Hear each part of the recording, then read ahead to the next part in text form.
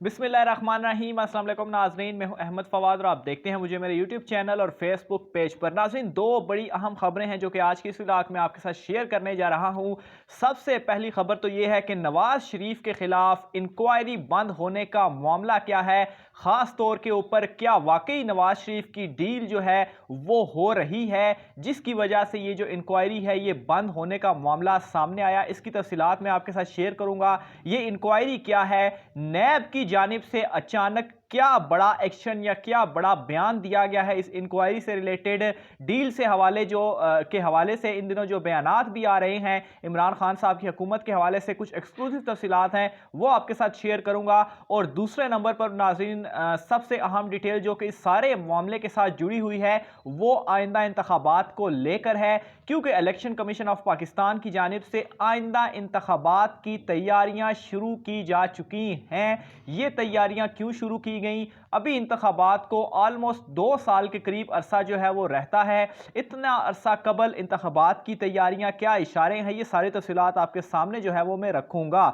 तो मामला नाज़रीन कुछ इस तरीके से है कि नवाज शरीफ के खिलाफ LDA के प्लाटों की अलाटमेंट का जो केस था, इस हवाले से एक खबर सामने आई है कि नवाज शरीफ का ये जो केस है वो, या ये जो इंक्वायरी है ये बंद हो चुकी है। और नाज़रीन इस सारे मामले को रिलेट किया जा रहा है नवाज शरीफ की डील और वापसी से, और ये तासुर देने की कोशिश की जा रही है कि ये जो इंक्वायरी थी, ये जो केस था, ये जो मामला था, ये इस वजह से बंद हुआ है क्योंकि नवाज शरीफ की जो डील वाले मामलात हैं वो पॉजिटिव सिमत में जा रहे हैं और आहिस्ता आहिस्ता मामलात मजीद बेहतर होंगे। सूरत हाल नवाज शरीफ के लिए बनाई जाएगी, वो वापस आएंगे और फिर अपने जो उनके दीगर मुकदमात हैं वो भी जो है वो ख़त्म होंगे। लेकिन नाज़रीन ये सरासर गलत जो है वो रिपोर्ट किया जा रहा है। असल हकायक मैं आपके सामने रखने जा रहा हूँ और इस हवाले से नैब का एलामिया जो है वो भी सामने आया है, जिस पर नैब की जानिब से ज़बरदस्त एक्शन लेते हुए मामले के ऊपर ये एलामिया जारी किया गया है कि ये जो नैब की इंक्वायरी थी LDA प्लाटों की अलाटमेंट के हवाले से, जो कि मीडिया में रिपोर्ट भी हो रही है, ये इंक्वायरी, ये मामला जो है वो बंद नहीं हुआ। इसके अलावा मैं आपको ये भी बता दूं कि ये 21 साल से जो मामला है वो चल रहा है। सबसे पहले आपको मैं जो नैब का वो एलामिया है वो मैं आपके सामने रखता हूं मुख्तसर सा है, फिर उसके बाद इसकी मज़ीद तफसीलात की जानिब जो है वो मैं आता हूं। तो नैब की जानिब से नाज़रीन ये कहा गया है कि responding to the news item published and aired by electronic media regarding closure of LDA plots allotment inquiry by NAB Lahore. ये लाहौर डेवलपमेंट अथॉरिटी में जो है वो कोई प्लाटों की अलाटमेंट का इंक्वायरी थी, तो ये जो है वो मुख्तलिफ मीडिया प्लेटफॉर्म्स के ऊपर जो है वो रिपोर्ट हुआ है, जिसके बाद नाज़रीन काफ़ी हंगामा जो है वो बरपा हुआ है। मजीद उसके बाद वो लिखते हैं कि NAB has categorically rejected all baseless media reports regarding closure of plots allotment case against Mia Nawaz Sharif ex-PM and clarified that the case of illegal allotment of LDA plots by Nawaz Sharif is still under inquiry at NAB Lahore and no such closure has been made। तो ये नाज़रीन नैब की जानिब से मामला clear किया गया है कि ये जो इंक्वायरी है ये बंद नहीं की गई, ये जो रिपोर्ट हो रहा है ये सरासर गलत रिपोर्ट हो रहा है। तो नाज़रीन एक मरतबा फिर से मैं आपको बताऊं कि नवाज शरीफ की वापसी के हवाले से जो मैंने अपने पिछले व्लॉग में बताया था कि नवाज शरीफ कतन वापस नहीं आ रहे, लेकिन इस बयानिए को जरूर प्रमोट किया जा रहा है कि नवाज शरीफ वापस आ रहे हैं ताकि इनको जो है वो पॉलिटिकली इस्तेमाल किया जाए और इसको जो है वो आप एक उसकी कड़ी भी कह सकते हैं कि ये फेक न्यूज़ फैलाकर के जो है इंक्वायरी बंद हो गई है और फिर उसके बाद इससे रिलेट करना कि ये डील की जो है वो पहली कड़ी साबित हो सकती है, पहला मरहला साबित हो सकता है। तो बहरहाल नैब का बर वक्त एक्शन हुआ है और नैब ने इसकी तरदीद जो है वो जारी कर दी है। लेकिन नाज़रीन यहाँ पर एक बहुत बड़ा सवाल ये पैदा हुआ है कि ये जो इंक्वायरी थी नाज़रीन वो मुबैना तौर पर 21 साल पहले की है। तो अगर 21 साल पहले का ये मामला है तो नैब की कारकर्दगी के ऊपर ये सवालिया निशान है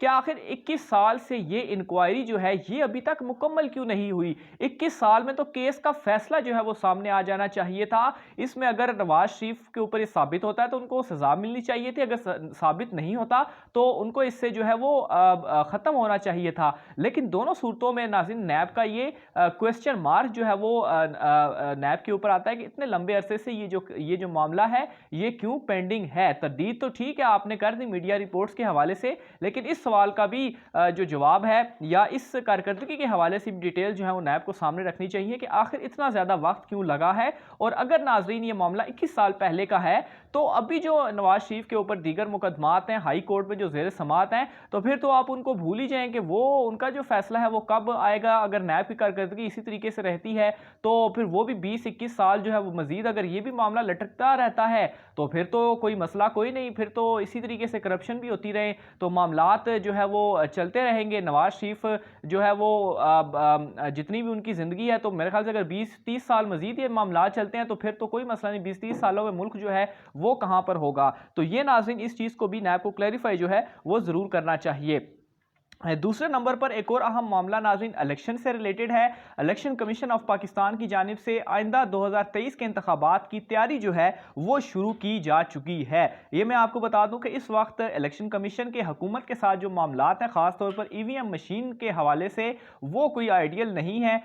दोनों के दरमियान जो है वो काफ़ी खिचड़ी भी बनी हुई है और एक दूसरे के इस वक्त मुखालिफ भी हुए हैं, जो कि एक बड़ा एक और जो है वो क्वेश्चन मार्क है किस तरीके से अगर ये चीज़ें इसी तरह से चलती रही तो आगे मामलात किस तरह चलेंगे, खास तौर पर जो आइंदा इंतखाबात हो रहे हैं 2023 के। बहरहाल इलेक्शन कमीशन ऑफ पाकिस्तान की जानिब से आइंदा इंतखाबात 2023 की तैयारियां जो है वो शुरू की जा चुकी हैं और इस हवाले से नाज़रीन इलेक्शन कमीशन ऑफ पाकिस्तान की जानिब से एक बड़ा अहम इजलास भी बुलाया गया है, बल्कि इजलास हुआ है और इस इजलास में नाज़रीन जो इंतखाबी अमला है उसके जो तरबियती मॉडल्स हैं उनका जायज़ा लिया गया है। और इसके अलावा नाज़रीन जो सूबाई इलेक्शन कमिश्नर्स जो हैं उनके जो नुमाइंदे हैं उनकी भी जो है वो इसमें शिरकत आई है, शिरकत जो है वो हुई है। यहाँ पर एक और बड़ा सवाल ये पैदा होता है कि ये जो तरबियती मॉडल्स के हवाले से जायज़ा लिया गया है, अगर ये जो इंतखाबात हैं ईवीएम मशीनों से रिलेटेड होते हैं, ईवीएम मशीन के ज़रिए से होते हैं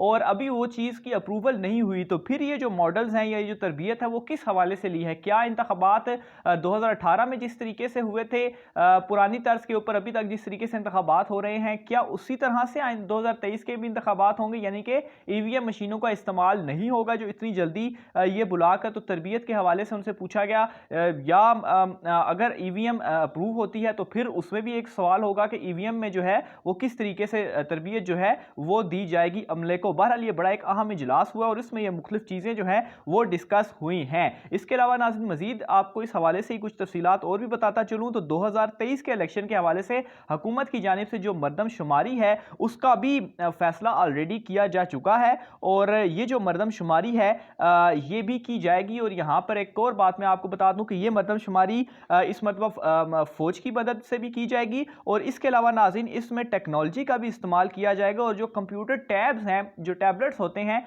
उनको जो है वो इस मरतबा इस्तेमाल किया जाएगा और वहाँ पर ये जो सारी एंट्रीज वगैरह हैं वो की जाएंगी। यानी कि इस मरतबा ये सारा मामला जो होगा वो डिजिटल तरीके से टेक्नोलॉजी का इस्तेमाल करते हुए किया जाएगा। और यहाँ तक भी मामला तय हो चुके हैं कि 6 लाख जो नुमाइंदे हैं इस मरदमशुमारी के अमल में वो शरीक होंगे और पूरे मुल्क में जो मरदमशुमारी है वो की जाएगी। तो बहरहाल इस वक्त ये बहुत अहम सूरत हाल इख्तियार हो चुकी है। देखते हैं इस हवाले से मजीद क्या जो तफसीलात हैं वो सामने आती हैं। तमाम तर डिटेल्स जो हैं हम आप नाज़रीन के सामने रखते रहेंगे। आपने अपनी राय का इज़हार कमेंट बॉक्स में लाजमी करना है। ख़ास तौर पर ये जो एक क्वेश्चन मार्क था, खास ये जो नवाज शरीफ की इंक्वायरी के हवाले से, इस पर आप क्या अपनी राय रखते हैं कमेंट बॉक्स में लिखिएगा। आज के व्लॉग से इतना ही, मुझे इजाज़त दीजिए। अल्लाह हाफ़िज़।